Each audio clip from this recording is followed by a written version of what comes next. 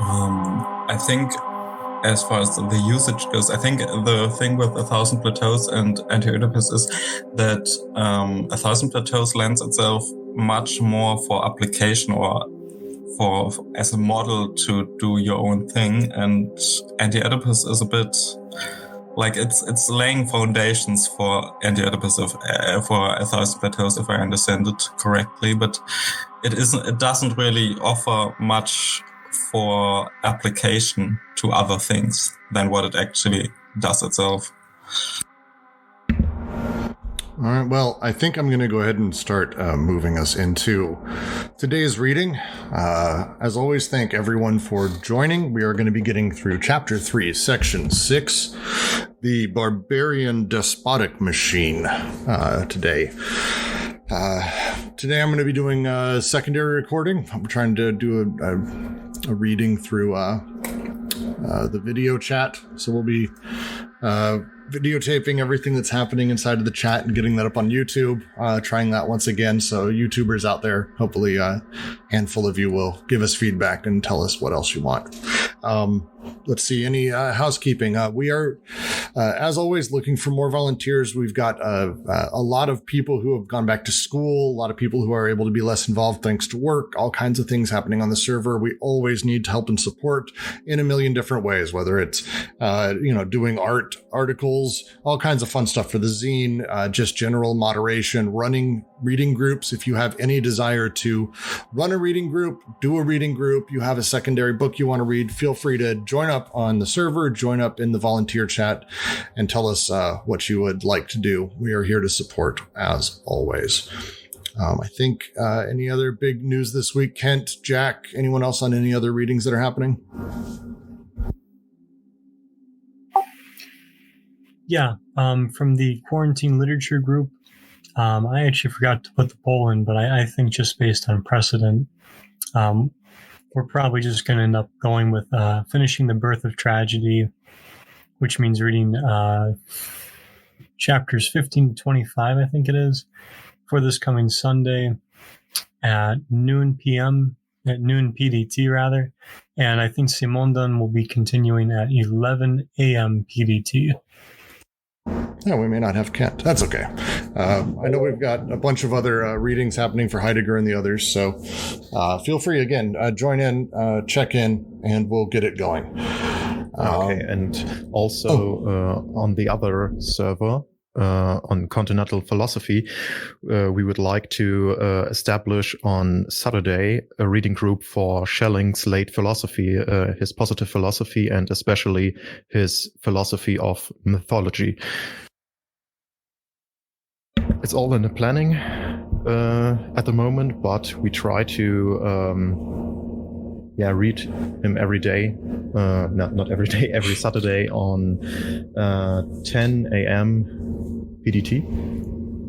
Excellent. That'd be a good one. And let me think. For this specific reading, I should mention also for anyone who does join us live, we are looking at what it takes for us to move this to a time that works for a lot more people. As you notice, we've had a drop off in how many people are able to join the live readings, and I've been getting a ton of messages asking me to move it earlier, move it later, move it anytime other than noon, because noon really is only good for me on the West Coast, and I think a few of us here. So we may be moving the talks another hour earlier in the day, maybe 2. Probably won't be going 3, but that looks like what we're going to be doing. I'll be putting out another few polls. Be watching for those. And I think that's about it for today for the announcements. So let's dive into the reading. The Barbarian Despotic Machine. I'll go ahead and give us a start, and we will charge ahead. The founding of the Despotic Machine, or the Barbarian Socius, can be summarized in the following way. A new alliance and direct filiation. The despot challenges the lateral alliances and the extended filiations of the old community. He imposes a new alliance system and places himself in direct filiation with the deity. The people must follow. A leap into a new alliance, a break with the ancient filiation. This is expressed in a strange machine, or rather, a machine of the strange, whose locus is the desert, imposing the harshest and the most barren of ordeals, and attesting to the resistance of an old order as well as to the validation of the new order. The machine of the strange is both a great paranoiac machine, since it expresses the struggle with the old system, and already a glorious celibate machine, insofar as it exalts the triumph of the new alliance. The despot is the paranoiac. There is no longer any reason to forego such a statement. Once one has freed oneself from the characteristic familialism of the concept of paranoia in psychoanalysis and psychiatry, and provided one sees in paranoia a type of investment in a social formation.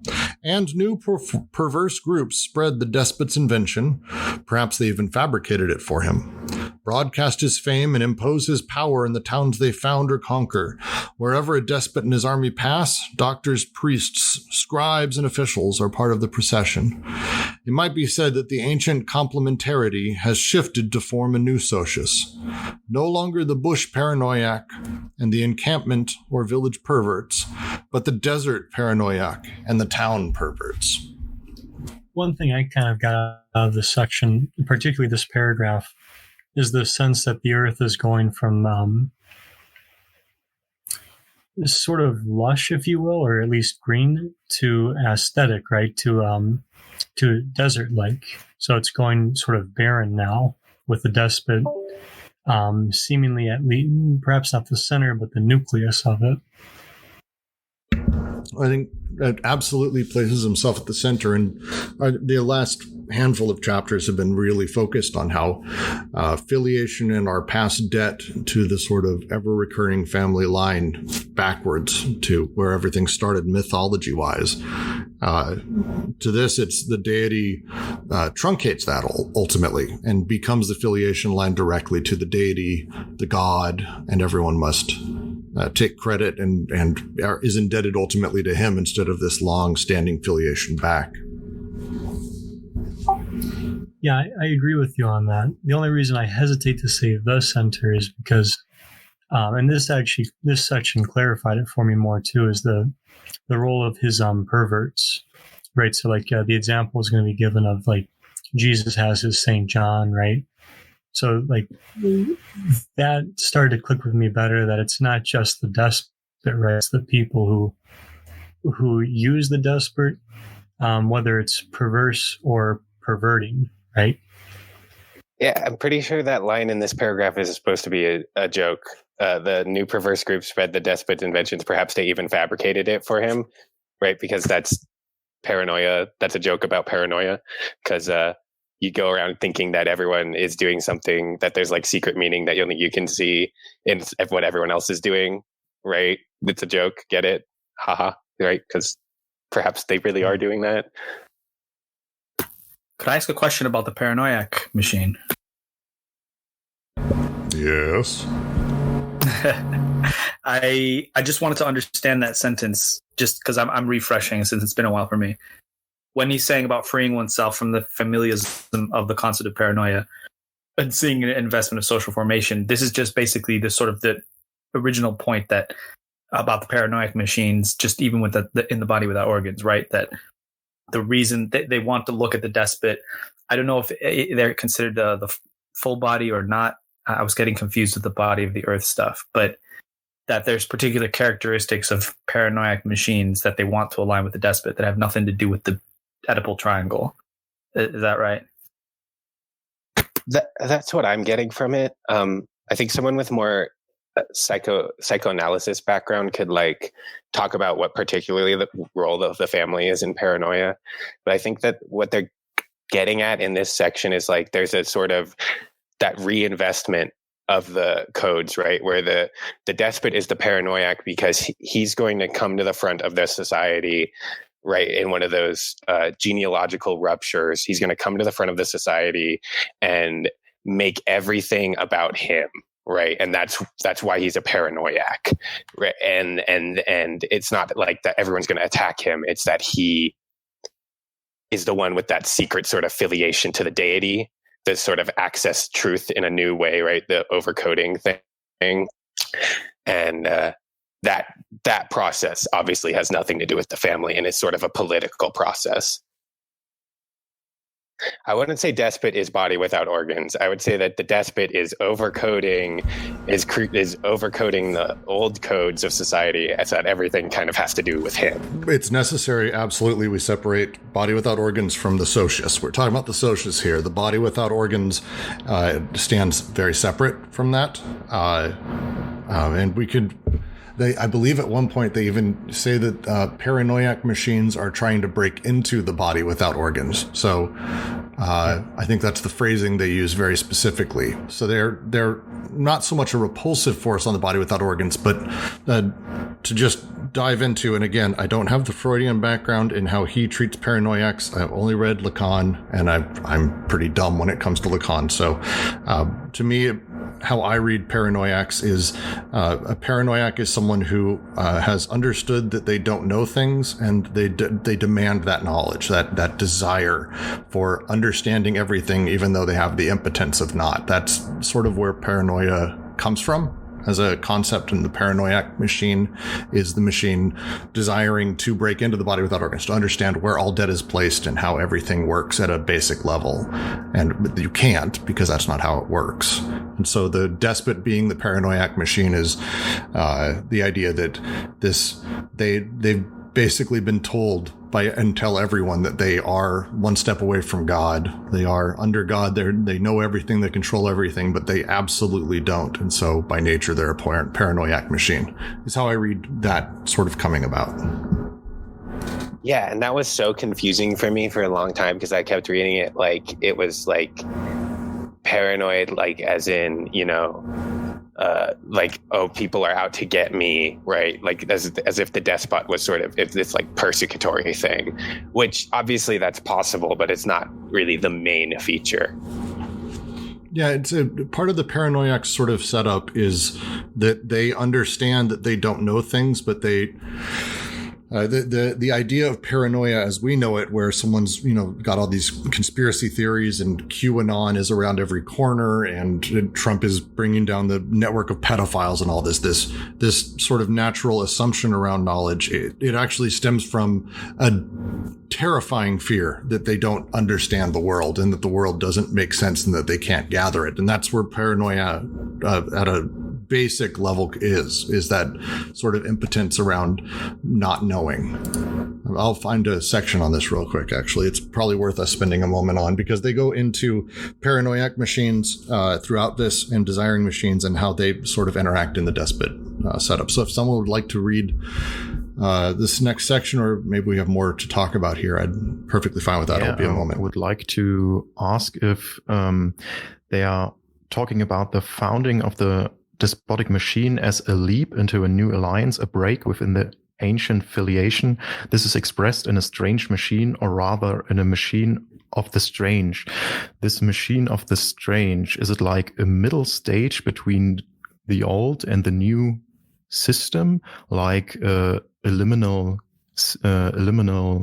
field or sphere where there isn't really the old system anymore, but not the new system yet? Or maybe they get into this in the next paragraphs.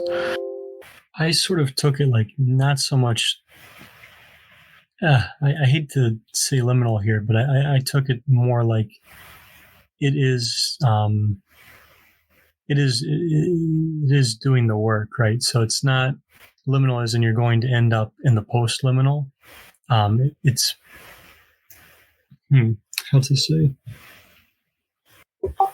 I guess I took it as like it's the machine of the strange takes what's there and makes it strange, right? And in that way, it's taking you simultaneously into the new alliance and into the sort of divine filiative, or like the despot filiative.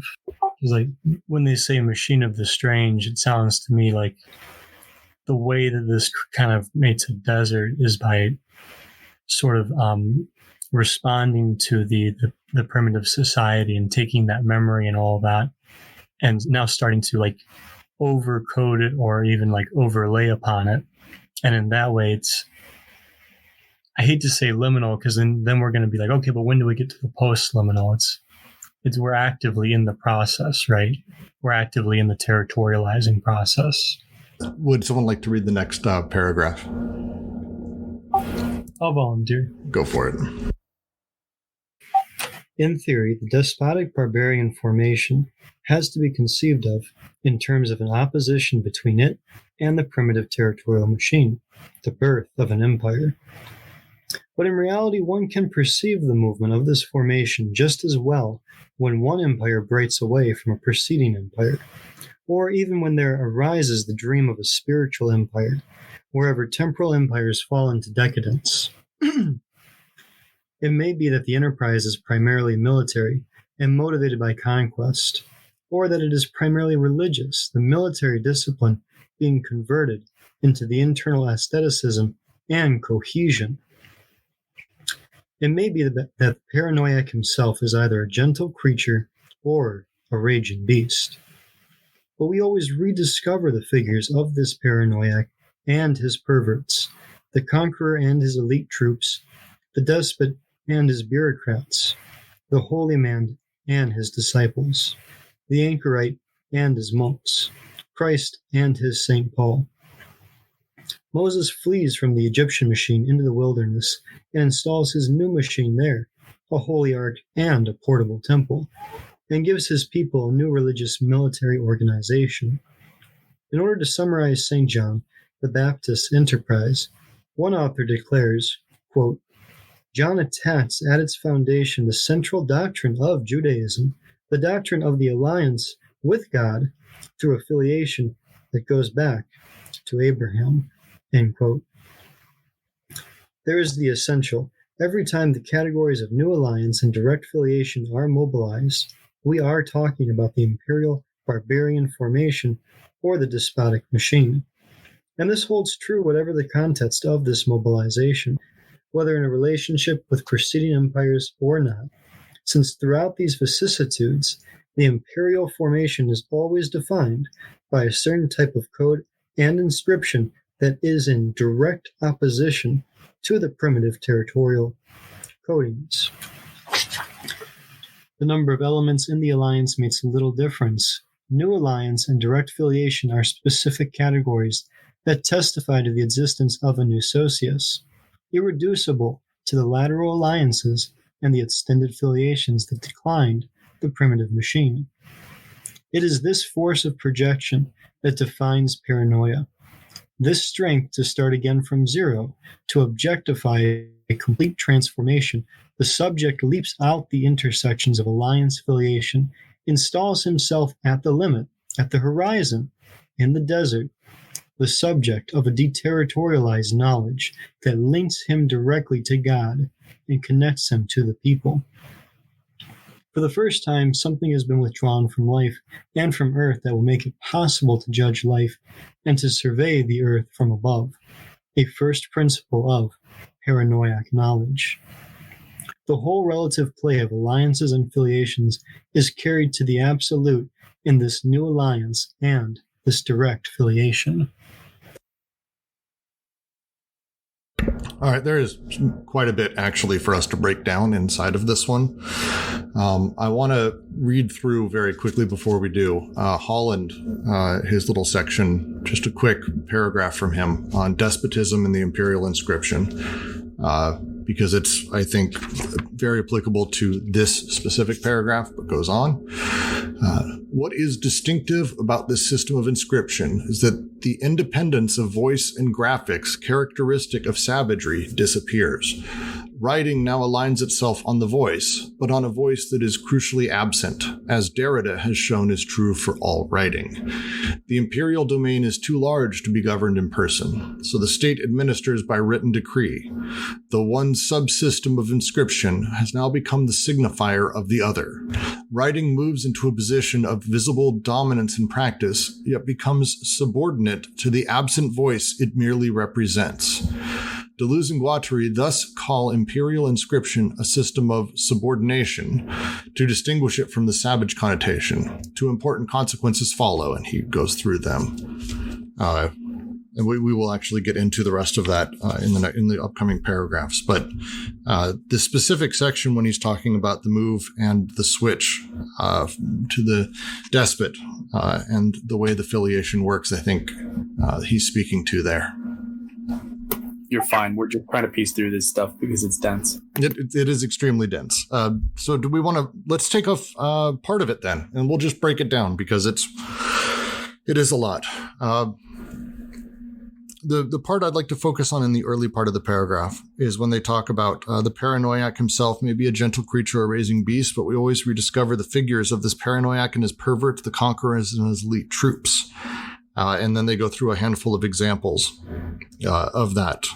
Why? So are they saying that there's something about when in the transition between social systems that reveals the working of this so-called, this shift from so-called primitive territorial modes and the despotic mode, even when the previous mode might have been another despotic mode, presumably? Because if you're talking about the times of the Jewish religion and the rise of Christ, I mean, there's like a whole, theological state that pre-exists Christ. So it's not like they're coming from, some kind of state of nature.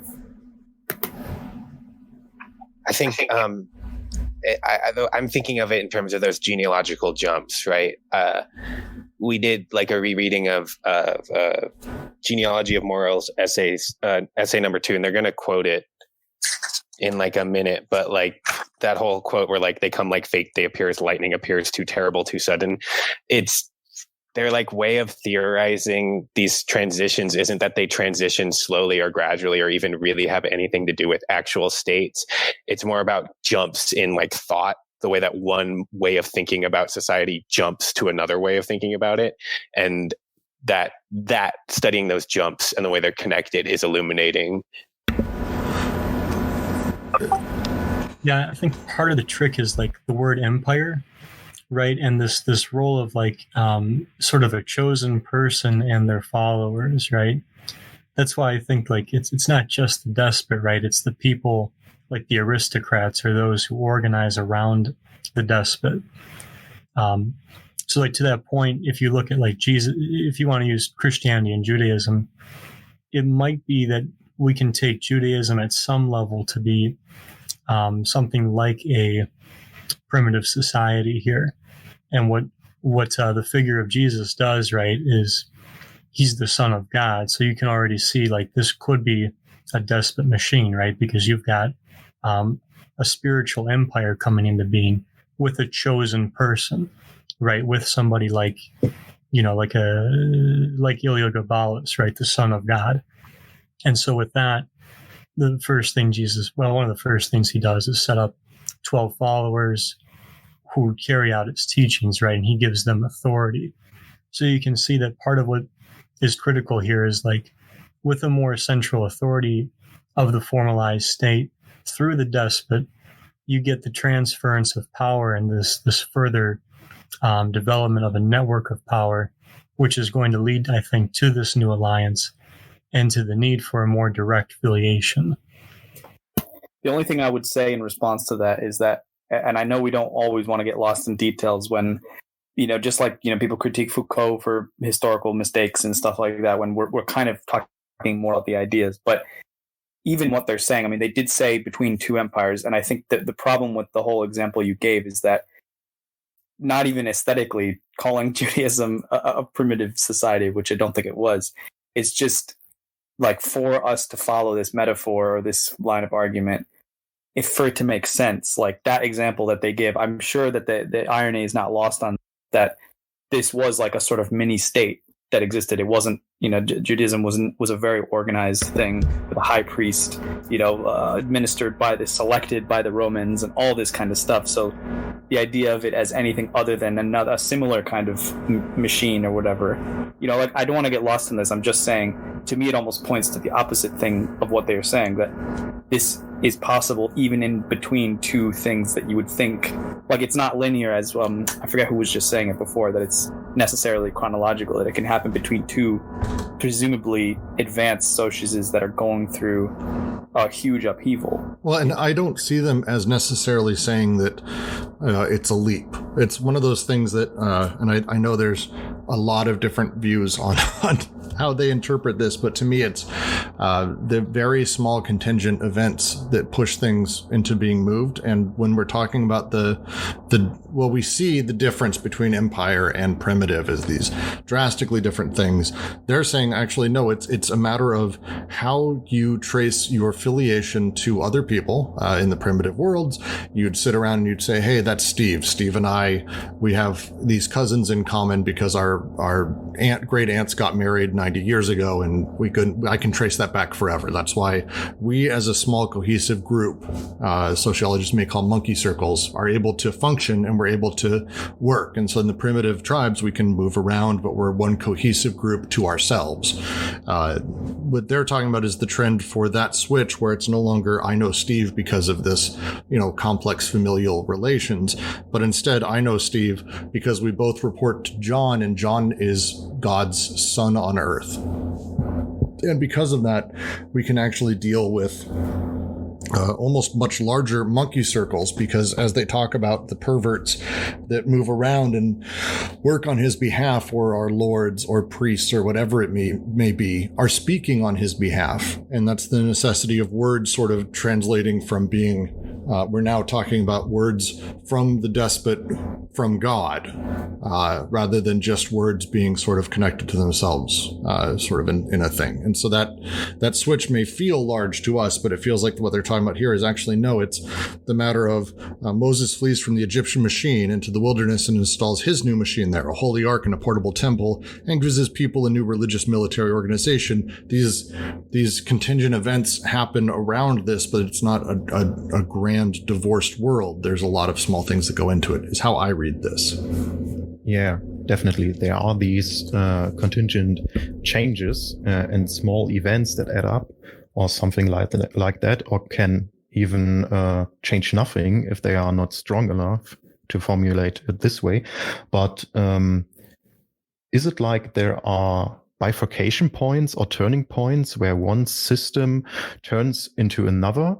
And my question would be, comes the despot before these bifurcation points, or does he come after it? Like he takes the place of the despot before, like maybe in a gentle way or in a raging way. But is the despot the one who crushes the former system, or the one who takes it after its breakdown or its crumbling? Or is he someone who almost takes advantage of the former system of filiations? Because if it weren't the case that the thing he was coming from is my ability to trace my origin back thousands of years through family, which is an invented thing that's not real, and my mythology of my family exists, and I'm able to trace that back. If I wasn't coming from that, could I even say that I was, a descendant from God, which is the Egyptian machine they put here? So it's almost like a despot who comes along and takes advantage of the fact that, hey, I'm able to trace my affiliation back. Oh, yours goes back to Steve. Mine goes to fucking God. And like, I win, is almost like that's kind of how I read when he's talking about one can perceive the movement of this formation just as well when one empire breaks away from proceeding, or when there arises the dream of a spiritual empire, wherever temporal empires fall into decadence. That's the switch, because they talk about in the previous chapter, the machine of the strange is both a great paranoiac machine, since it expresses the struggle with the old system, and already a glorious celibate machine insofar as it exalts the triumph of the new alliance. So it's that moment when the machine is taking advantage of the previous, because it's able to go, oh, this old system, the filiations, here's how my family's been forward. And because I come from God, everything I do therefore is blessed by God, and therefore if you're part of my world, everything you do is blessed by God. How great would that be for you? Okay. That's how I read that section, because the celibate machine, as we talked about earlier, is very focused on finding those moments of jouissance, if you want to say that. Just steal the French word that I probably am mispronouncing. But I'm rambling now. Please, someone else jump in, because this is hardly me saying this is right. This is just how I've been reading this, because it's I'm coming at it having already read a whole bunch of DeLanda and other shit that I think is probably influencing pretty significantly my reading of. Is Celibate Machine not also about ending connections? Am I wrong about that?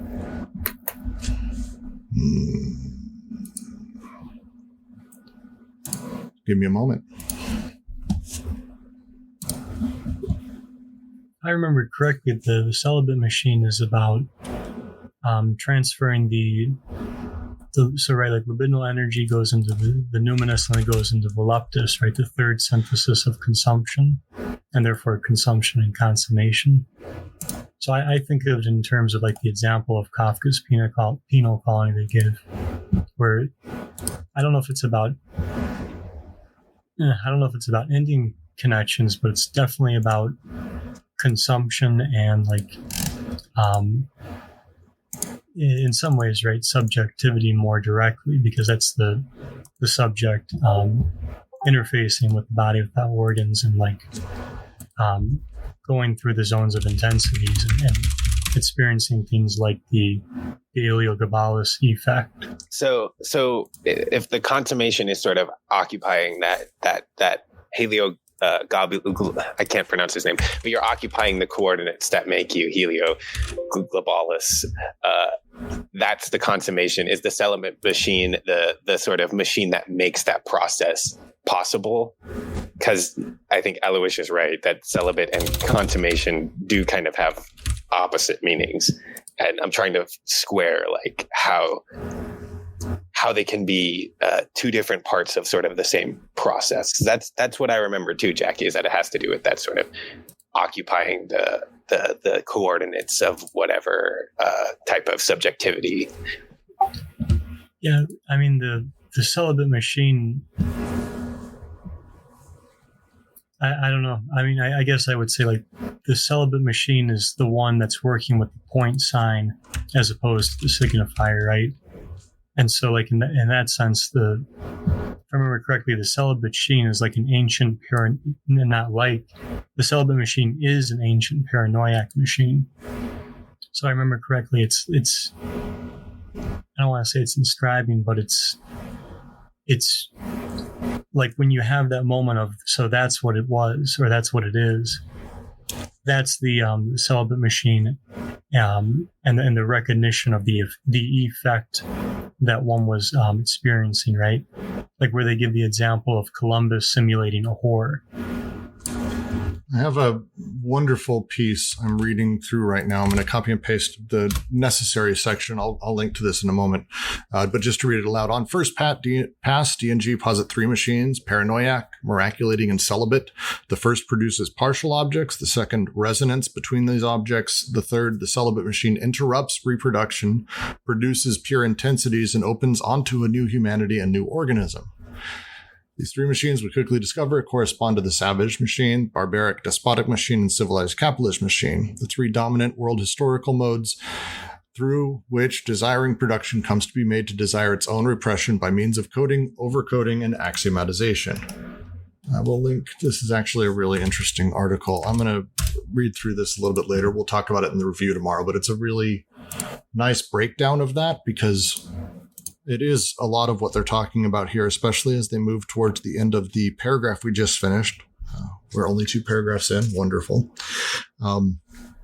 It is the force of projection that defines paranoia, the strength to start from zero to objectify a complete transformation. The subject leaps outside the intersections of alliance filiation, installs himself at the limit, at the horizon, the subject of a deterritorialized knowledge that links him directly to God and connects him to his people. For the first time, something has been withdrawn from life and from the earth that will make it possible to judge life and to survey the earth from above. A first principle of paranoiac knowledge. The whole relative play of alliances and filiations is carried to the absolute in this new alliance and this direct filiation. That last sentence is where it gets a little unclear to me. So they're talking about this new stage of society as a sort of, what's the right word? Sort of like a pinnacle, like a sort of fulfillment of what starts in the sort of stage of society before the primitive society, in the sense that the alliances and the direct filiation become, the absolute is carried to the absolute.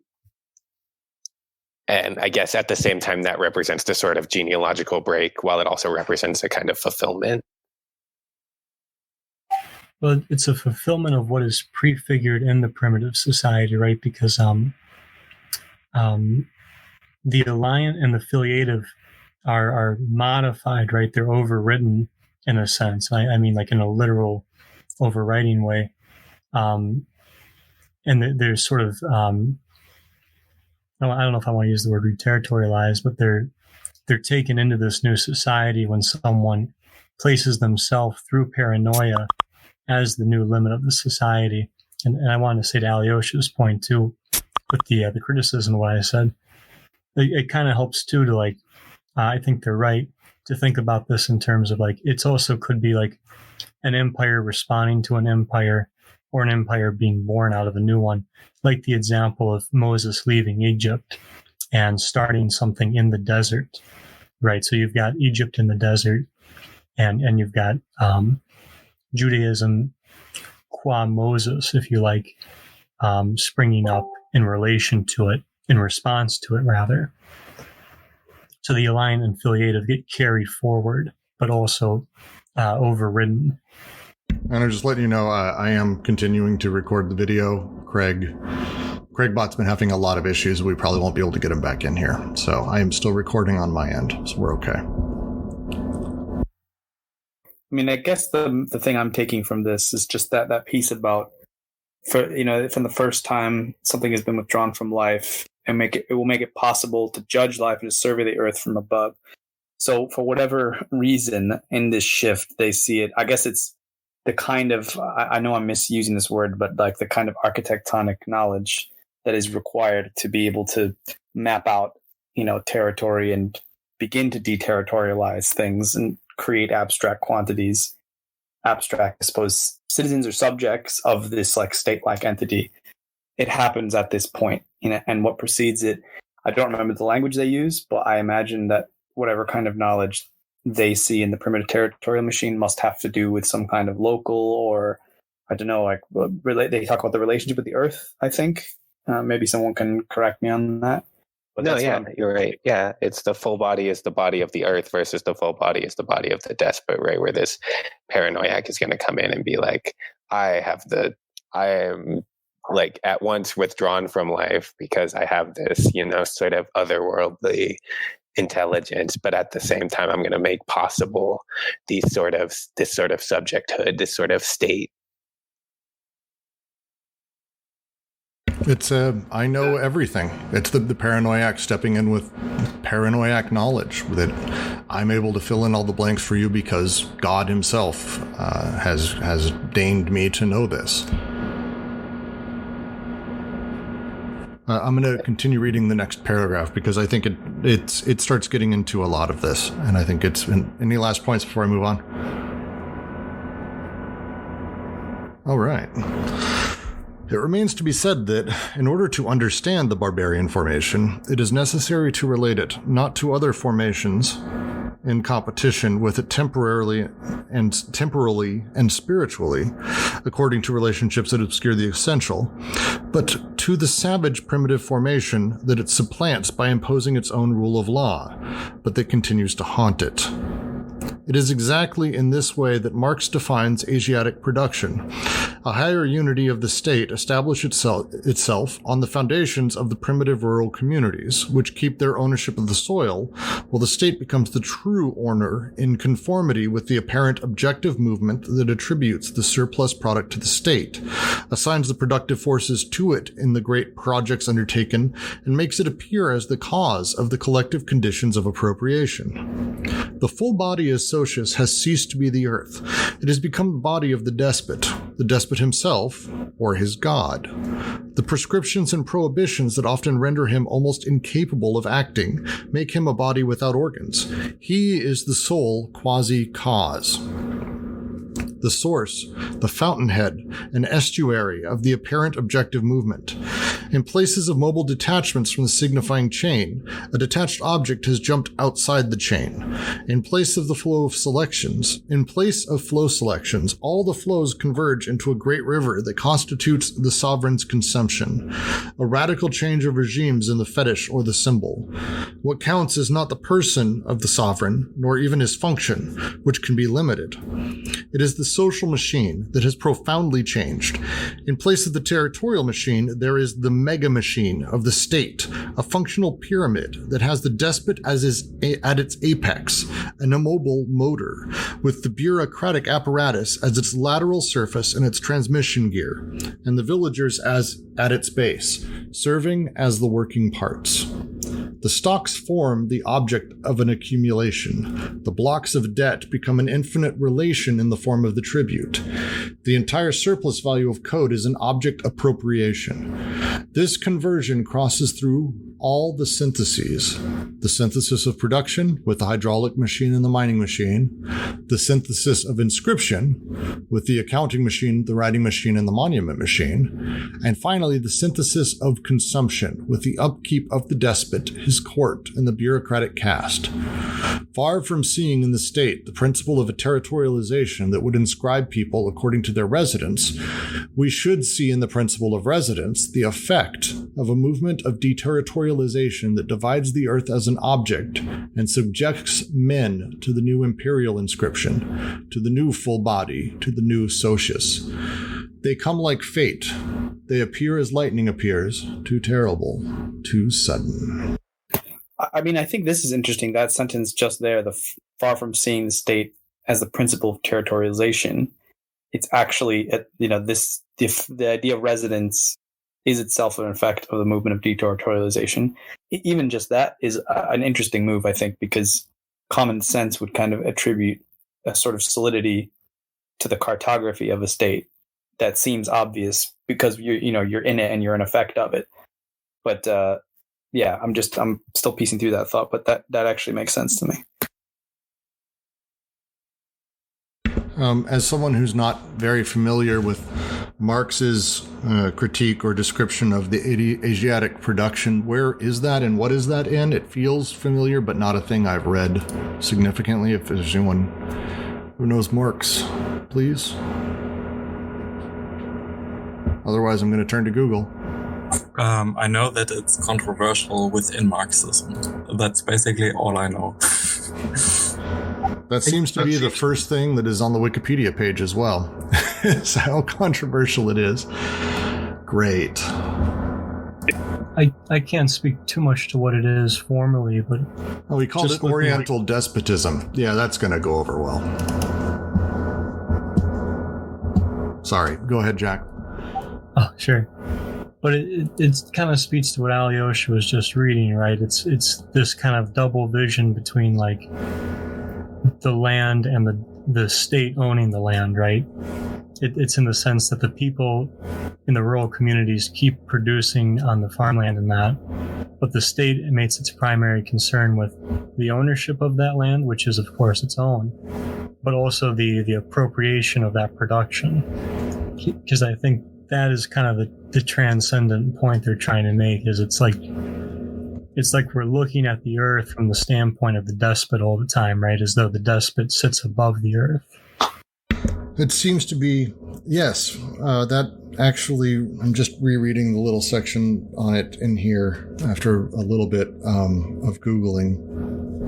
I mean, the important line in here to me is the state makes it appear as the cause of the collective conditions of appropriation. That seems to be, that's striking me as a higher unity of the state establishes itself on the foundations of the primitive rural communities, which keep their ownership of the soil, while the state becomes the true owner in conformity with the apparent objective movement that attributes the surplus product to the state. State de facto becoming the thing that all of this is done for. in sort of allowing the primitive territorial machine to exist there, they subsume and take sort of the meta machine, the mega machine. They use the term mega machine. I almost feel like meta machine may be a better usage because it's about this larger machine that subsumes the smaller machines, at least in how they're talking about the Asiatic production here with Marx. I almost wonder, now that I think about it, in the chat earlier, I'd said they mentioned the Kafka story, The Great Wall of China. And just because I had time earlier today, I went and read it. It's just like 10 pages or less. And at the time I felt I don't really know what I learned from that. But in this discussion, I'm thinking about it. And I think I kind of understand why they reference it, because the story's written from the perspective of a worker who supposedly worked on the Great Wall of China when it was initially being built, in retrospect, and talking about why it was built and their experience coming from a small village in the south of China. And there is this whole thing of kind of like the state and who the emperor is and Peking, as it's written in the text, are this really nebulous thing that is they don't even know what it is or what it's for until they start being shipped out to start actually working on the wall and seeing all these different parts of the empire that they'd never seen before. But that they somehow, the character talks about how for the people in the village, even though in many ways, I think this is the part that Deleuze and Guattari quote, that they don't even know who the emperor is, what dynasty it is, who's in charge, and why they're in charge. There is this like monument in the town that points towards them and where they reside. So there's a sense that this thing has like asserted itself as the organizer of their universe, even as it's in a day-to-day sense almost completely irrelevant, because they don't feel the effects of the northern tribes coming to attack them, and they live in this deep southern part of China. So anyway, I'm just thinking about that, of like kind of what you were saying of the way that the despot, and in this section, it asserts itself and assigns the productive forces to it, and then makes it appear as the cause of the collective conditions. I think that's the way that they're talking about this, because in the previous two paragraphs, when they've talked about his bureaucrats, the perverts underneath him, wherever a despot and his army pass, doctors, priests, scribes, and officials are part of the procession, because they're ultimately the ones who are left in order to speak on his behalf. And again, the proclamations, the concept of a proclamation is anathema to the primitive, but as part of this, it's incredibly important, because without that proclamation, those people have no power. And without that proclamation being seen as effectively the word of God, the peasants, the people who are doing the hard work have no interest in that. They have no affiliation with the emperor unless it's really laid out for them that actually, no, the emperor is your God. The king is your God. A farcical aquatic woman handing out swords is actually the way that we determine who runs the country. Sorry, I rewatched Monty Python over the weekend.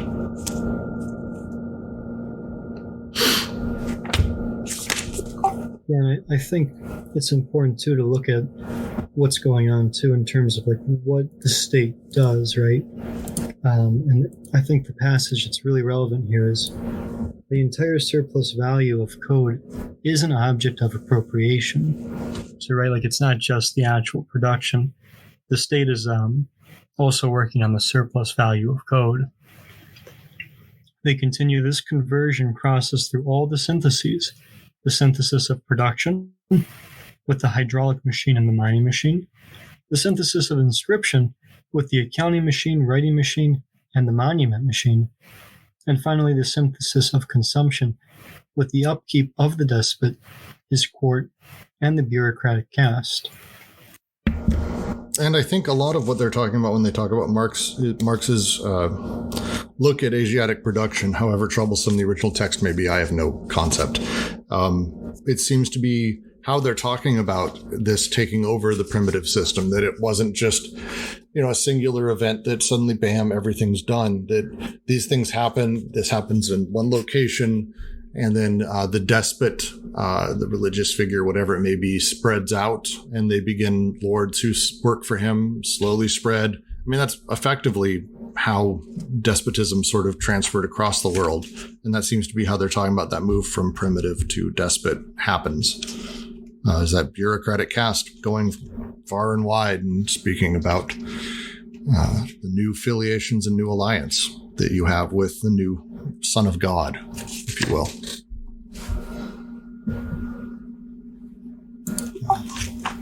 Yeah, and it's interesting that one of the things they're after is the surplus value of code, right? Because it's really interesting to me that they're going through like the first synthesis, that of production, is now like being linked to the hydraulic and mining machines, and then synthesis you start to get accounting and writing and monuments, right? So you get like new technologies, if you like, new machines of inscription that serve these powers, right? Because they're going to talk about how we start getting into the I don't want to call it the problem of money, but maybe that's the only thing to call it, the problem of money. And then finally, with consumption as paying upkeep to the despot, right? And maintaining the bureaucratic caste. I'm going to go ahead and read the next paragraph. The death of the primitive system always comes from without. History is the history of contingencies and encounters. Like a cloud blown in from the desert, the conquerors are there. In some way that is incomprehensible to me, they have pushed right into the capital, although it is a long way from the frontier. At any rate, here they are. It seems that every morning there are more of them. Speech with the nomads is impossible. They do not know our own language. And actually, Alyosha, that's from Great Wall of China, I believe. But this death that comes from without is also that which was rising from within. The general irreducibility of alliance to filiation, the independence of the alliance groups, the way in which they serve as a conducting element for the political and economic relations, the system of primitive rankings, the mechanism of surplus value. All this already prefigured despotic formations and caste hierarchies.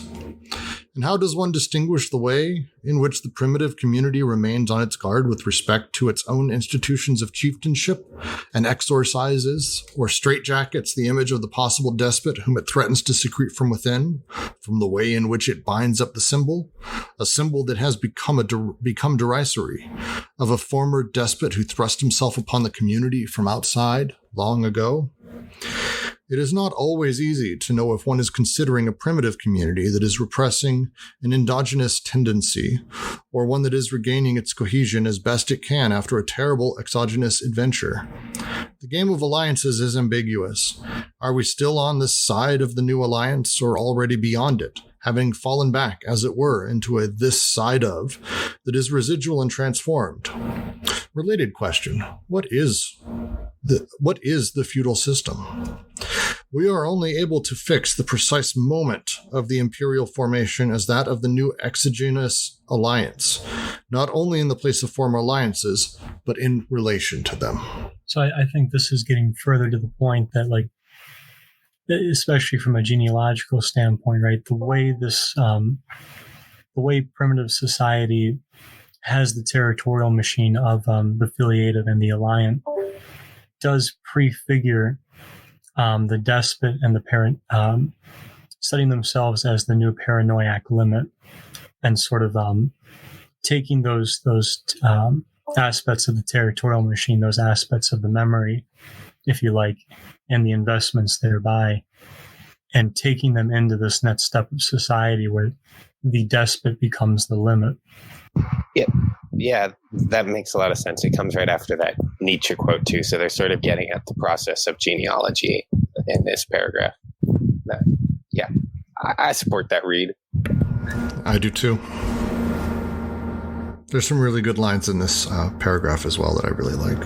Any other thoughts before I move on to the next one? Can you hear me? Can't. Got my mic. I just wanted to mention that, feudalism was a problem. And to explain it and to explain the relationships between that and the empires in the Middle East that happened before that, which I think is the Despotic Machine.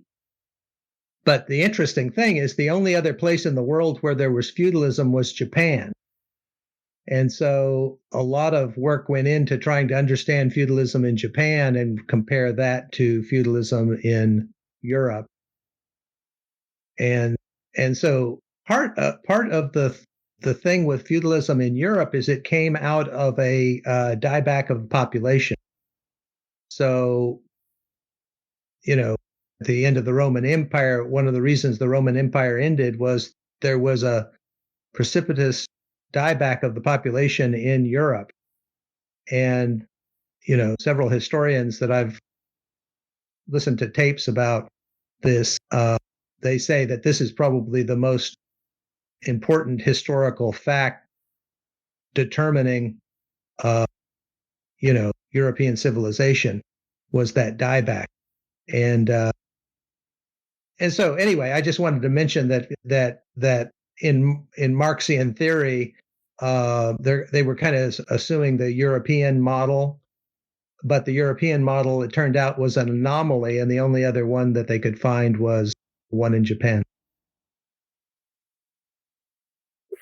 Just want to tack onto that for reasons of economic clarity.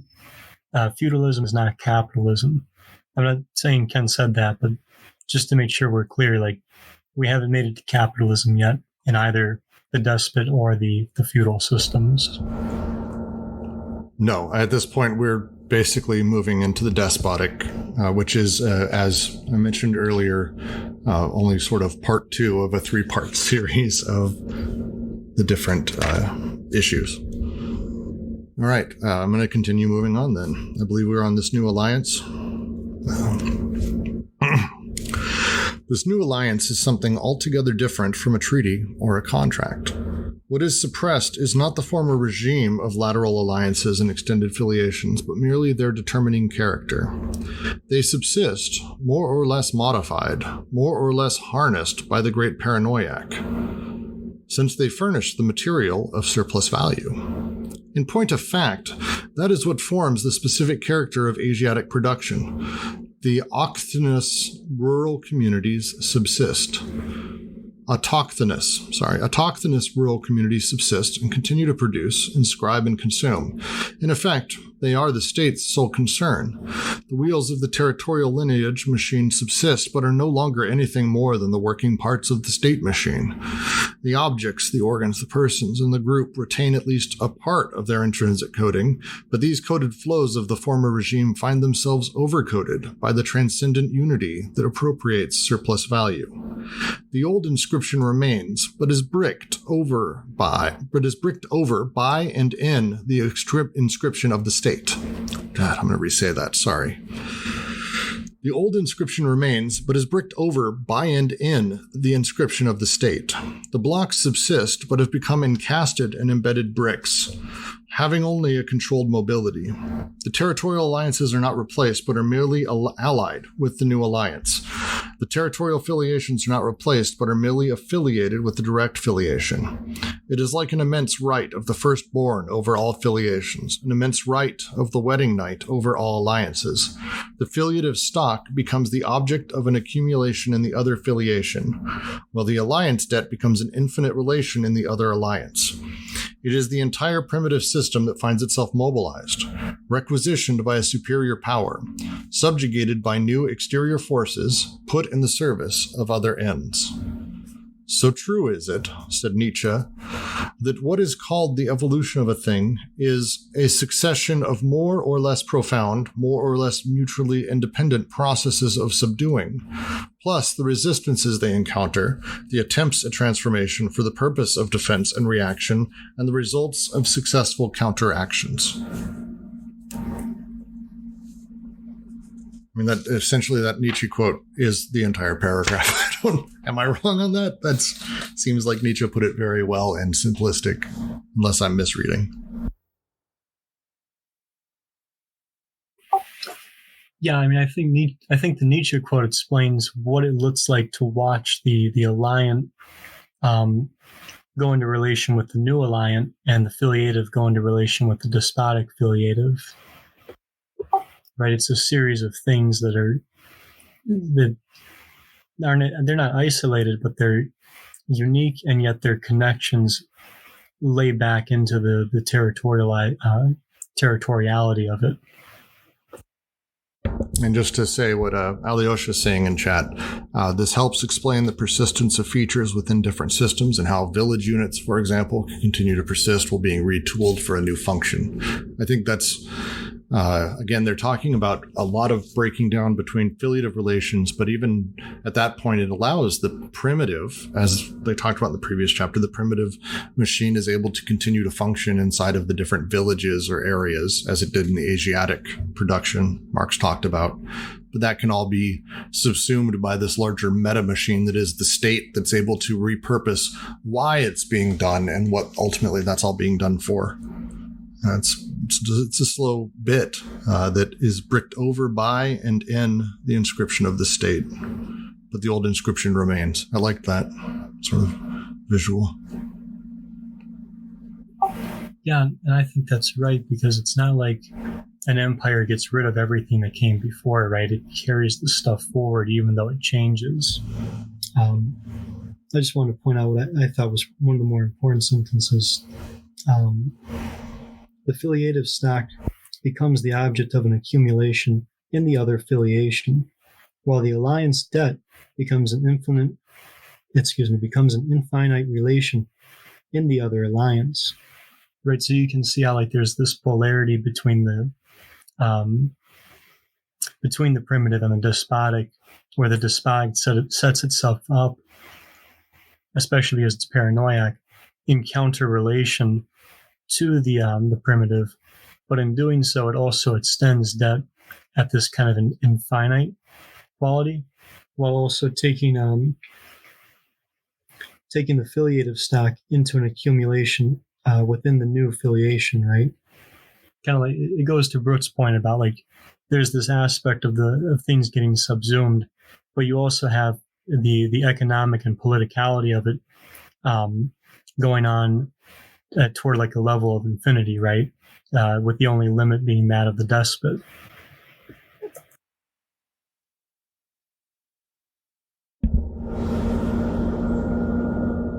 Yep.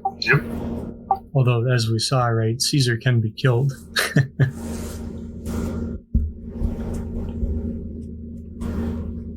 I think that this assumes that.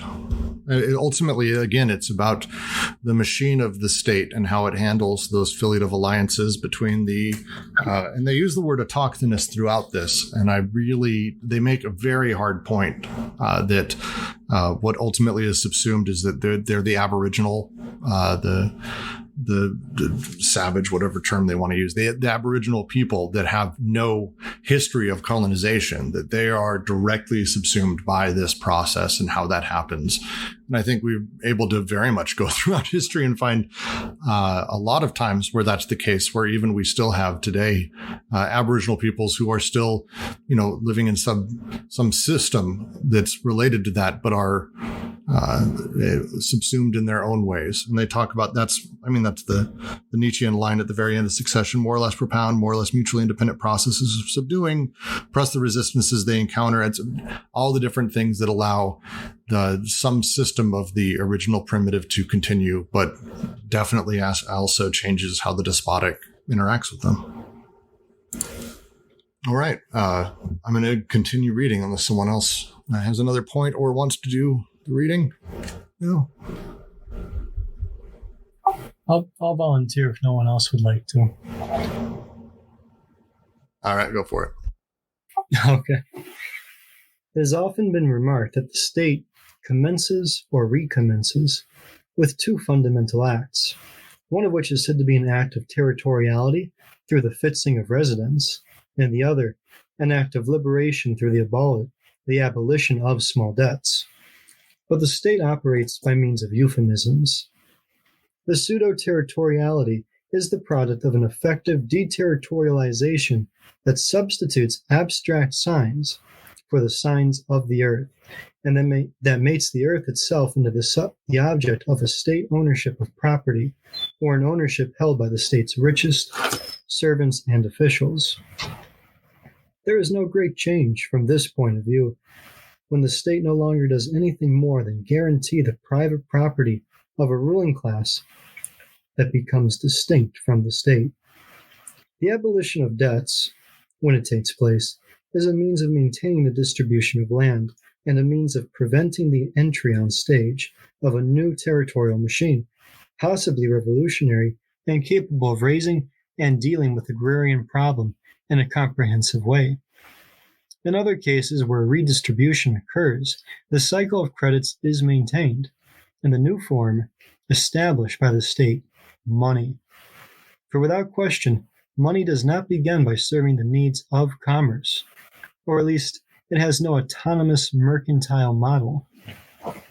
The despotic machine holds the following in common with the primitive machine. It confirms the latter in this respect: the dread of decoded flows, the flows of production, but also mercantile flows, flux macans, of exchange and commerce that might escape the state monopoly with its tight restrictions and its plugging of flows. I'll try. When Etienne Balaz asked why capitalism wasn't born in China in the 13th century, when all the necessary scientific and technical conditions nevertheless seemed to be present, the answer lies in the state, which closed the mines as soon as the reserves of metal were judged sufficient, and which retained a monopoly or a narrow control over commerce, the merchant as functionary. Okay. Please, someone would love to jump in, because this is one of those paragraphs I did not find very clear. I'll start by saying I really do like that they're pointing out that just because 13th century China looks like capitalism does today, doesn't mean it functions that way, right? So, like, in terms of mercantilism, which is, at least economically speaking, is the response to feudalism that does lead us into capitalism, it's still a fair bit different, right? Because you don't have that same separation going on where merchants are starting to operate at a level of autonomy, and power is getting redistributed and ordained in a new way, right? So, like, the 13th century China is still allowing the state, or rather the state in 13th century China is still controlling the alliance, right? It's still controlling the economic and political aspects of the territorial. I mean, again, I think what's great about this part is when they say the state operates by means of euphemisms, and then they say that they call it pseudo-territoriality. So, like, I suppose traditional sociology or historiography might say, this is where the state comes into being. It starts to, organize the land and create, fixed residences, bureaucracies. You could look at the Chinese state, like, the ancient to medieval Chinese state, famous for its, like, massive civil service and all these things. And you could say, well, it's creating a territoriality here. But I guess what they're saying is it's the apparent objective movement that they talked about way back with the Socius and the BWO, actually, of it appears to be what it's doing. But what it's actually doing, according to what they're saying, is it's abstracting, I guess, being, or the subjectivity away from the earth, and creating this sort of separate register where the earth is a thing that can be made into surplus value, or is something that can be owned and organized in one way. And then there's, subjects on the other hand that are somehow separate from it. And that's a form of deterritorialization. At least that's one form of it. So although it appears to be creating something solid, the old Marx, all that is solid melts into air thing, that's what I'm getting from that.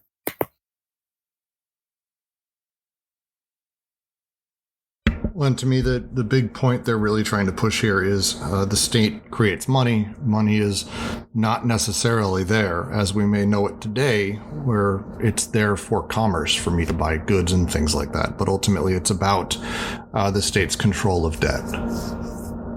To put it short, that feels like what they're trying to communicate.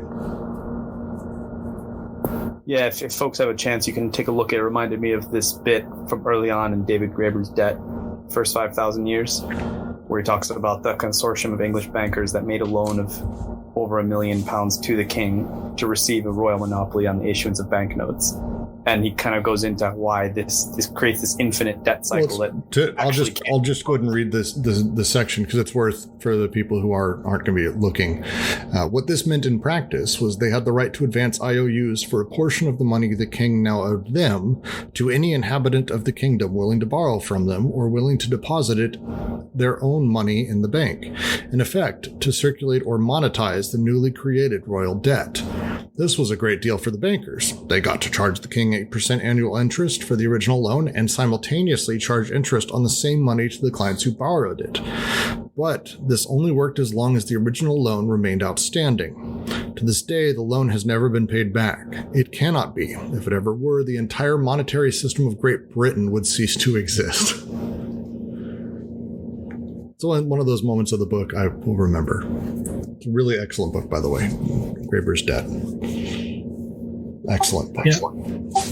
Yeah, and you can see the exclusivity there, right? Where like, even though debt has this infinite quality, it's all within this this territoriality, right?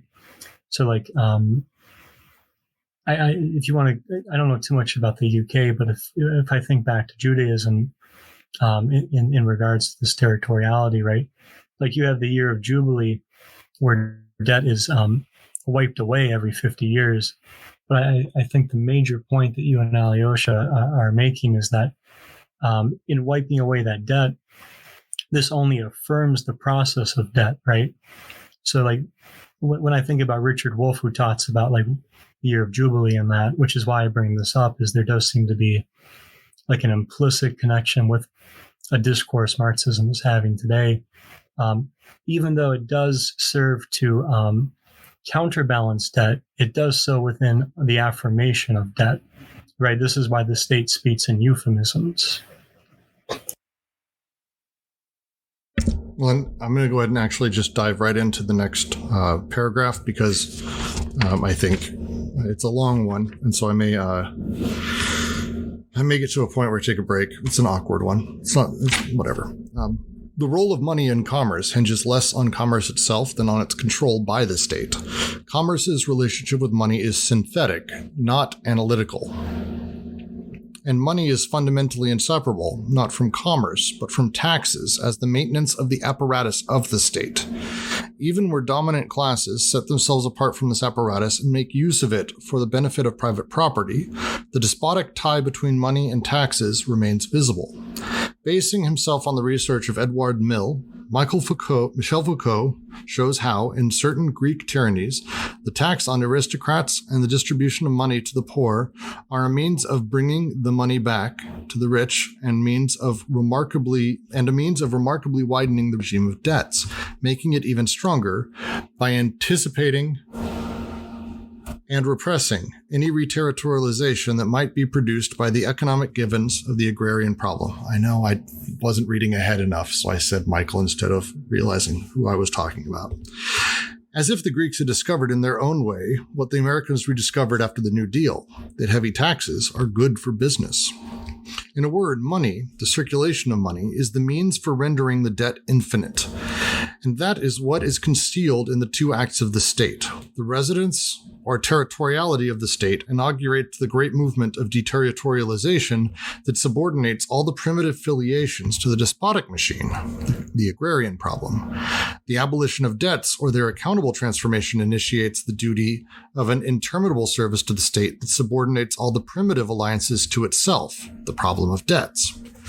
The infinite creditor and infinite credit have replaced the blocks of mobile and finite debts.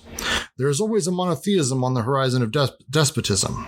The debt becomes a debt of existence, a debt of the existence of the subjects themselves.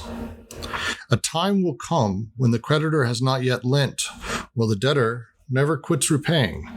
For repaying is a duty, but lending is an option. As in Lewis Carroll's song, the long song about the infinite debt. A man may surely claim his dues, but when there's money to be lent, a man must be allowed to choose such times as are convenient.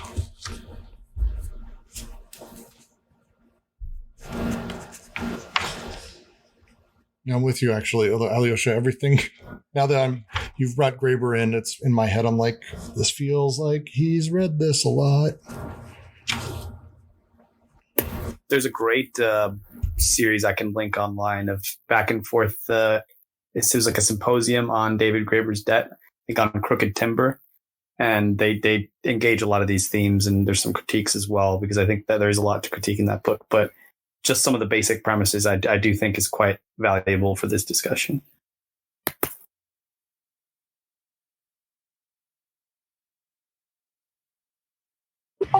I want to point out too this sentence: the infinite creditor and infinite credit have replaced the blots of mobile and finite debts. One thing that speaks to for me is like, and this kind of goes back to that like kind of like polarity between the savage machine and the despot machine, is that instead of dealing with debtors and like the person having to deal with what they've borrowed, we're now dealing with the creditors, the people who give, who do the borrowing. And I see that as more directly indicative of what this new alliance is, right?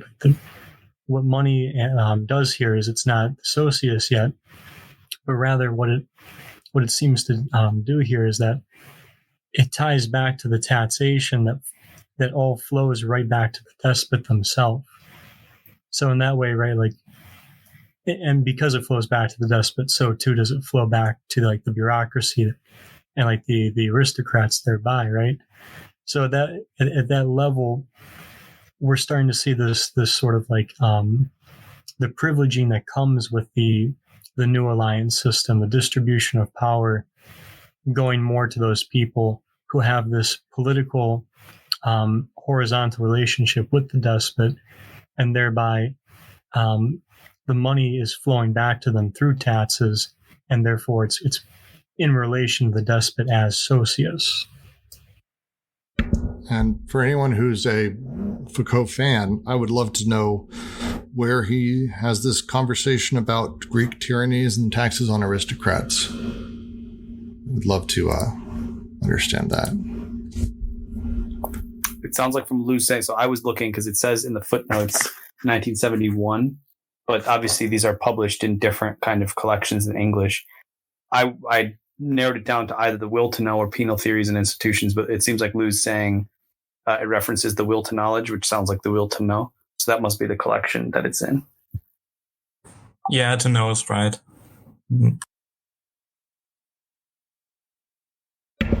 Will to know it is.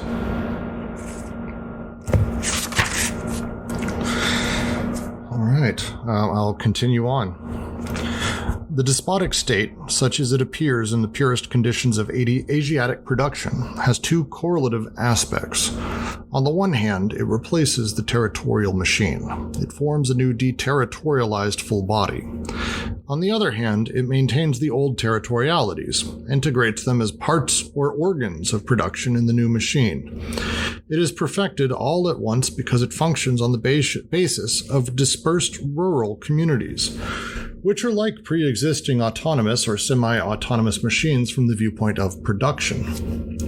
But from the same viewpoint, it reacts on them in producing the conditions for major work projects that exceed the capacities of the separate communities. What is produced on the body of the despot is a connective synthesis of the old alliances with the new, and a disjunctive synthesis that entails an overflowing of the old filiations into the direct filiation, gathering all the subjects into a new machine. The essential action of the state, therefore, is the creation of a second inscription by which the new full body, immobile, monumental, immutable, appropriates all the forces and agents of production. But this inscription of the state allows the old territorial inscription to subsist as bricks on the new surface. And finally, from this appropriation there results the way in which the conjunction of the two parts is implemented and the respective portions are distributed to the higher proprietary unity and to the propertied communities, to the overcoding process and to the intrinsic codes, to the appropriated surplus value and to the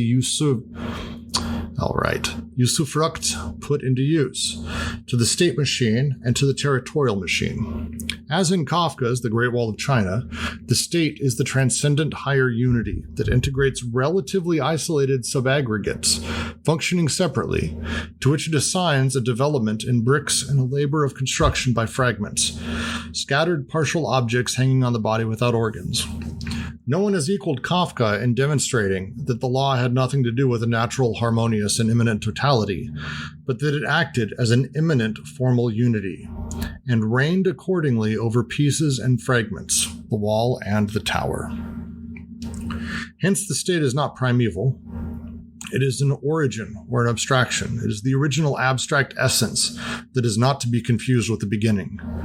We think only about the emperor, but not about the present one. Or rather, we would think about the present one if we knew who he was or knew anything about him. The people do not know what emperor is reigning. There exist doubts regarding even the name of the dynasty. Long dead emperors are set on the throne in our village, and one that only lives in song recently had a proclamation of his read out by the priest before the altar.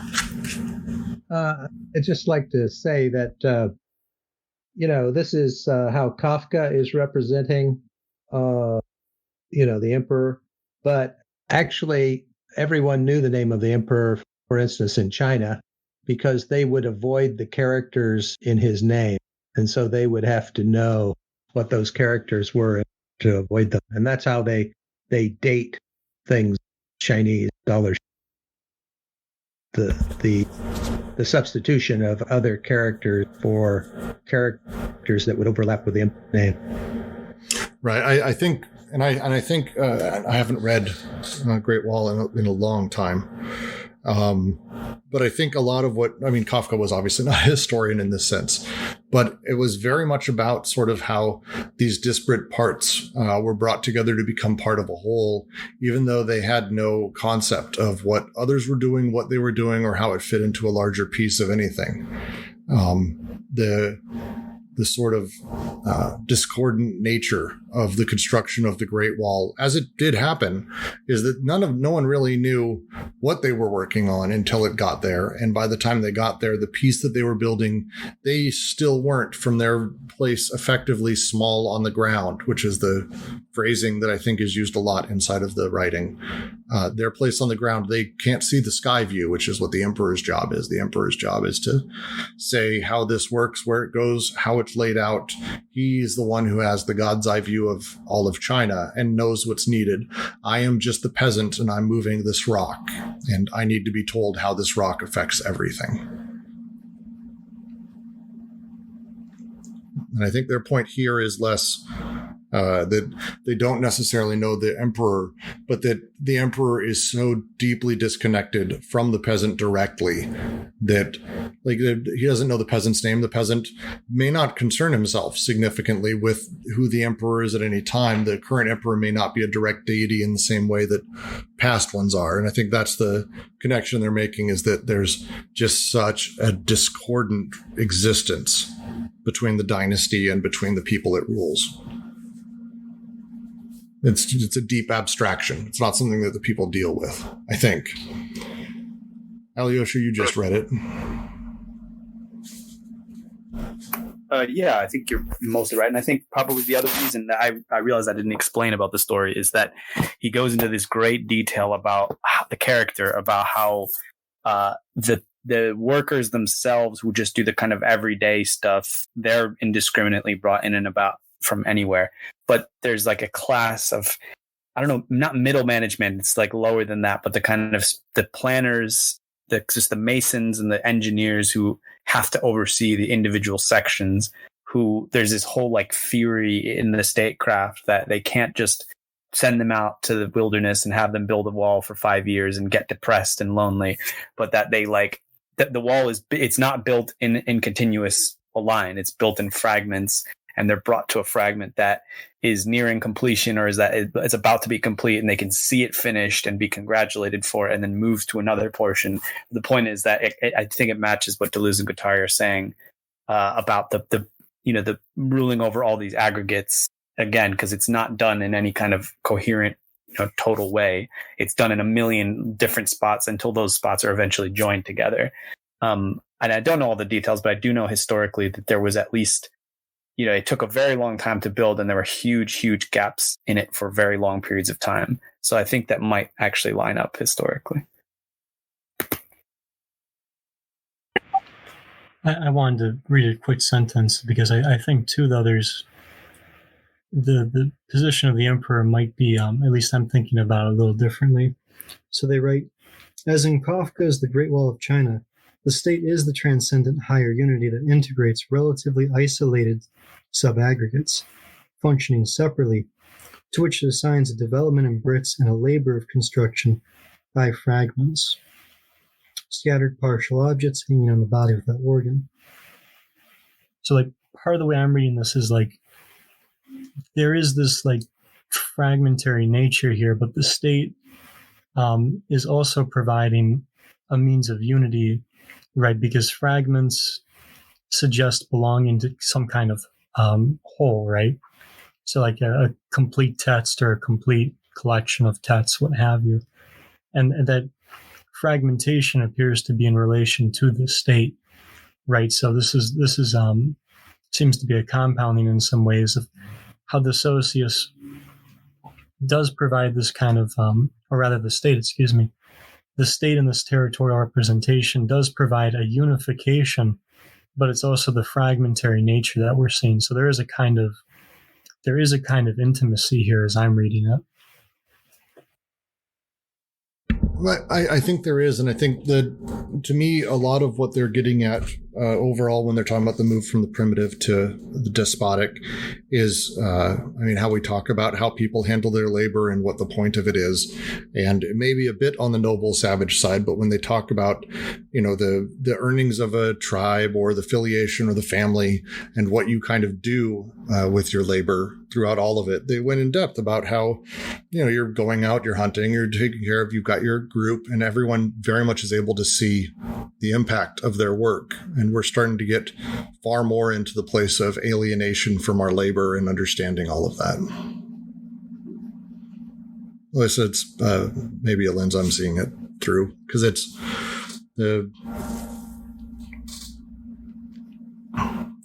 feels like they're pointing that direction. All right, well, I'm going to read, unless anyone wants to read the last paragraph, I'm going to go and finish us off, and we'll have a short chat, and then we'll move, we'll be done, and we can get the review going tomorrow. All right. As for the subaggregates themselves, the primitive territorial machines, they are the concrete itself, the concrete base and beginning. But their segments here enter into relationships corresponding to the essence. They assume precisely this form of bricks that ensures their integration into the higher unity, and their distributive operation consonant with the great collective designs of the same unity. Major work projects, extortion of surplus value, tributes, generalized servitude. Two inscriptions coexist in the imperial formation and mutually adjust insofar as one is imbricated into the other. But the new inscription cements the whole and brings producers and products into relations with itself. They do not need to speak the same language. The imperial inscription countersects all the alliances and filiation, prolongs them, makes them converge into the direct filiation of the despot with the deity, and the new alliance of the despot with the people. All the coded flows of the primitive machine are now forced into a bottleneck, where the despotic machine overcodes them. Overcoding is the operation that constitutes the essence of the state, and that measures both its continuity and its break with the previous formations. The dread of flows of desire that would resist coding, but also the establishment of a new inscription that overcodes, and that makes desire into the property of the sovereign, even though he be the death instinct himself. The death instinct itself. The castes are inseparable from this overcoding and imply the existence of dominant classes that do not yet manifest themselves as classes, but are merged with the state apparatus. Who is able to touch the full body of the sovereign? Here we have a problem of castes. It is overcoding that impoverishes the earth for the benefit of the deterritorialized full body, and that on this full body renders the movement of debt infinite. It is a measure of Nietzsche's force to have stressed the importance of such a movement that begins with the founders of states, these artists with the look of bronze, creating an oppressive and remorseless machine, erecting before any perspective of liberation an ironclad impossibility. This infinitivation cannot be understood exactly as Nietzsche would have put it. That is a consequence of the interplay of ancestors, profound genealogies, and extended filiations. Rather, when these are short-circuited, abducted by the new alliance and direct filiation, then the ancestor, the master of the mobile and finite blocks, finds himself dismissed by the deity, the immobile organizer of the bricks in their infinite circuit.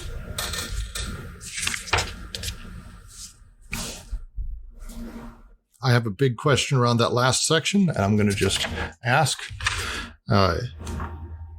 what did they mean by Nietzsche would have it, it's not understood exactly as he says it, which is the simple movement, profound genealogies, and extended filiations.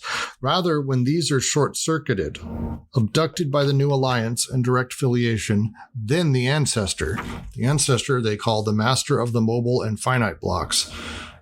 Would that be the nomadology, mobile and finite blocks?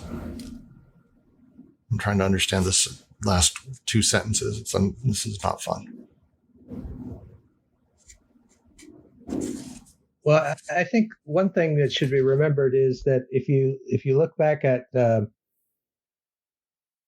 Sumer, there's this really interesting thing, which that was that Ur and the other cities there were the first cities, and so people were living in groups of about 120, and then like overnight they established cities of 40,000, and those cities didn't have any walls around them, didn't have any palaces. The only thing that they had were temples to the god. And so in those temples, the gods were like mannequins that were fed and clothed and taken on rides to visit each other at their separate temples and things like that. So, I think that image of the body without organs, can apply to those mannequins that were the gods were worshipped. And the idea was that everyone was serving the gods. And so, and that was the way to gain efficiency in mass, large scale agriculture. So I took a stab at it in Chad Brooks. What I was kind of getting from this is like where they write this so-called infinitivation cannot be understood exactly as Nietzsche would have it. That is as a consequence of the interplay of ancestors, profound genealogies, and extended filiations. So, right, it looks like the first part of this complex sentence is that Nietzsche understands the infinitivation as arising from the interplay of ancestors, profound genealogies, and extended filiations. But instead, it looks like when those are short-circuited, so they're already there, right? That seems to be where they sort of agree. While those things are already there, when they short-circuit and are abducted by the new alliance and direct filiation, so like you've got like the reterritorializing happening, or like the overcoding more so, then the ancestor, the master of the mobile and finite blocks, finds himself dismissed by the deity, the immobile organizer of the bricks and of their infinite circuit. So it's like the infinitude takes away the ancestor, right? So like the despot and like the infinitude overlay upon and sort of like perhaps truncate the ancestor that was previously there. So it looks more like it's a replacing overriding factor than it is like the causal relationship that Nietzsche was thinking. Can you repeat that last part? What was the causal relationship you were talking about? And how is that not what Deleuze and Guattari were talking about? So it looks like Nietzsche was thinking that the infinitivation comes from the interplay of ancestors, genealogies, and extended filiations. But rather, it looks like the reterritorialization takes that interplay, short-circuits it, and leads to the ancestors, so like the previous territoriality, getting dismissed by the deity or the despot, if you like, right? Like getting dismissed by the deity, the quote, immobile organizer of the bricks and of their infinite circuit. So Okay. it's almost like they're saying, like, Nietzsche, we disagree with Nietzsche because we think it's a reterritorializing. I think that might be the simplest way to say it. But I'm open to criticism of my reading. I don't know about the word reterritorialization, but I think I agree with you that, like, Nietzsche has a way of characterizing that, like, event as if it was like these like random people all of a sudden got together and made a state happen, right? But it definitely, their reading is definitely distinct from that, where this sort of like, well, I'm losing my train of thought. I guess the only reason I'm careful with the word reterritorialization is because they were using deterritorialization to describe, I think, a similar process earlier. And so it's tough because sometimes those two processes are going like hand in hand in this book.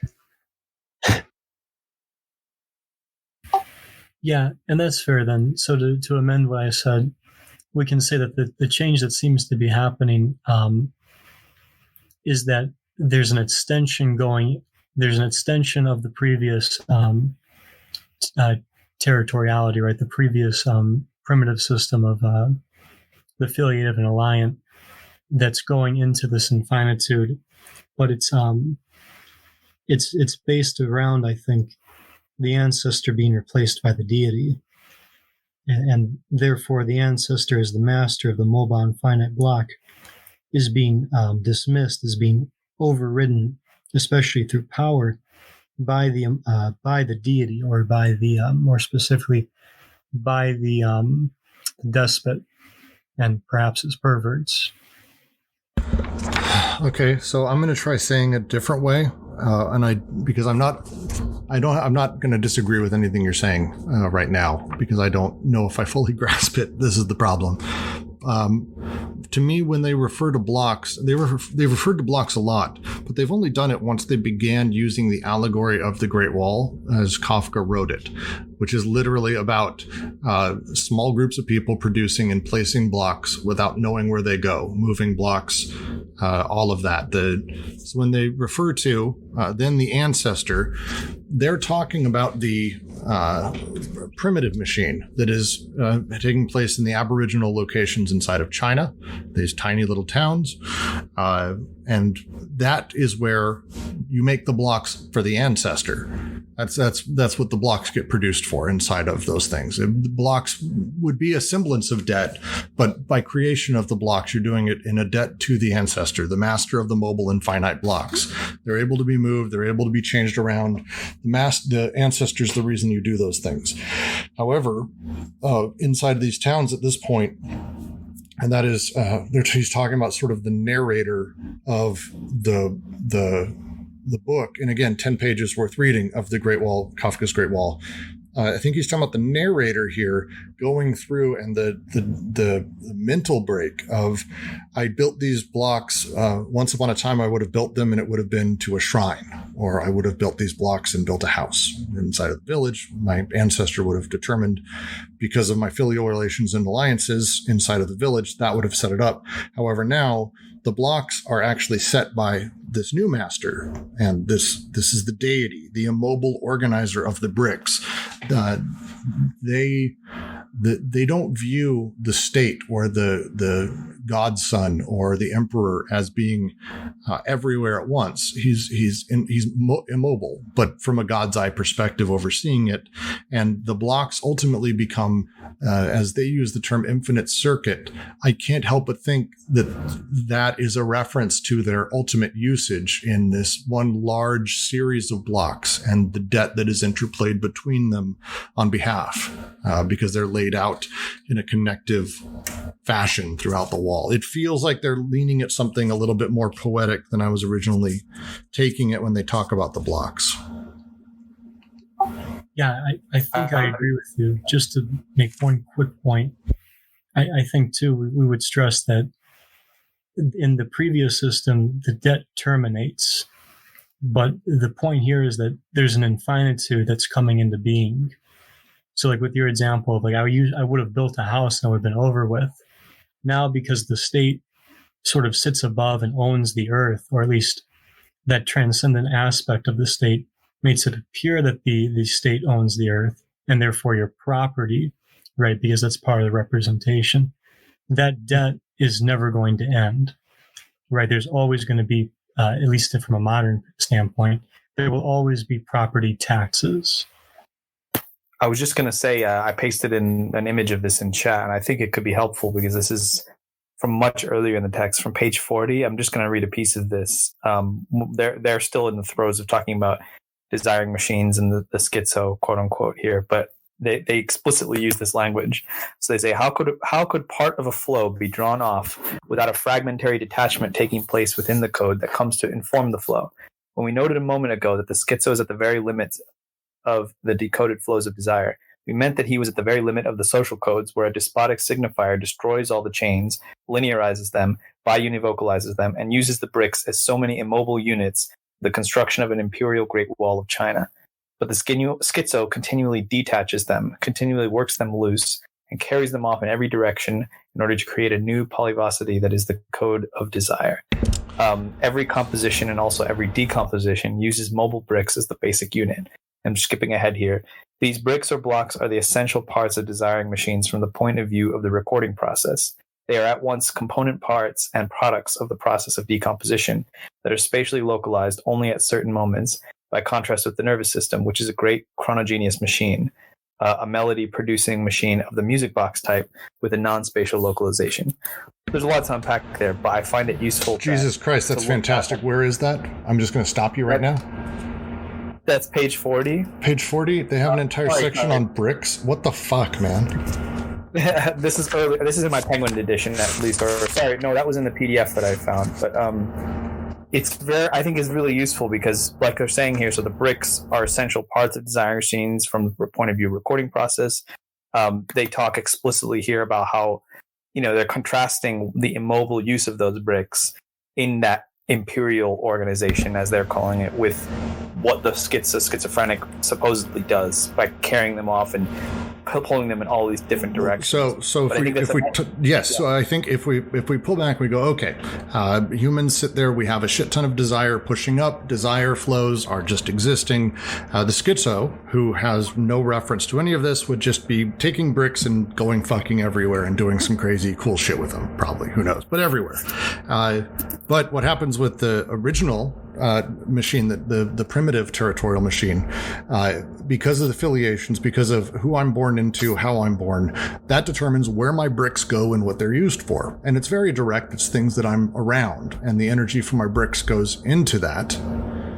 And then what happens is someone comes and says, actually, no, you were born this way and you may be a brick maker, but now you make bricks for Steve because Steve is the son of God and you doesn't matter to you, but now you're making bricks and you're putting them over there. Fucking Steve, dude. Steve sucks.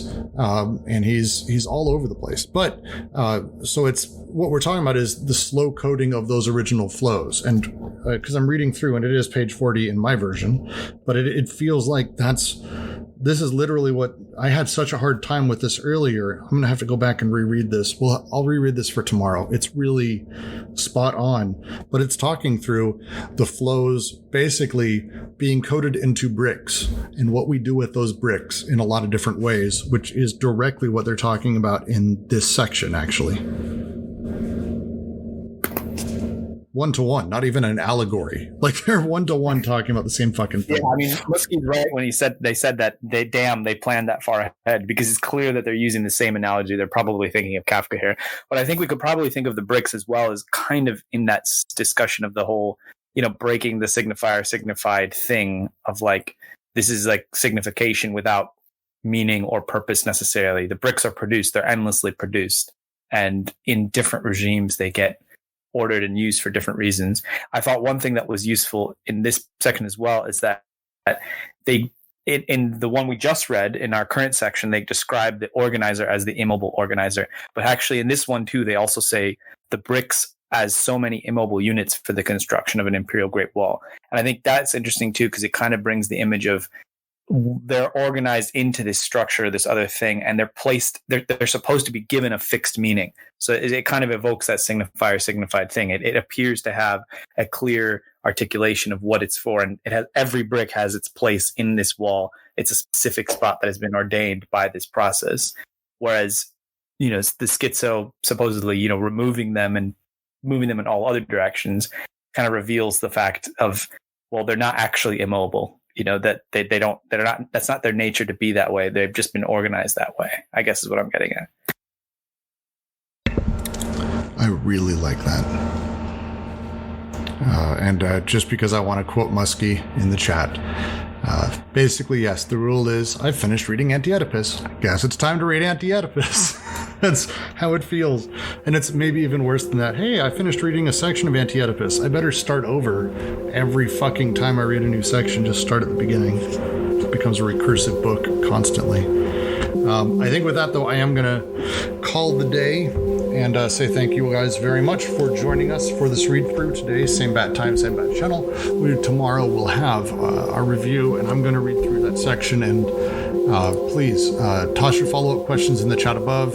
I'm going to probably get this on YouTube and out tonight and maybe edit it a little bit down, so we'll see. But thank you guys very much. This was good shit.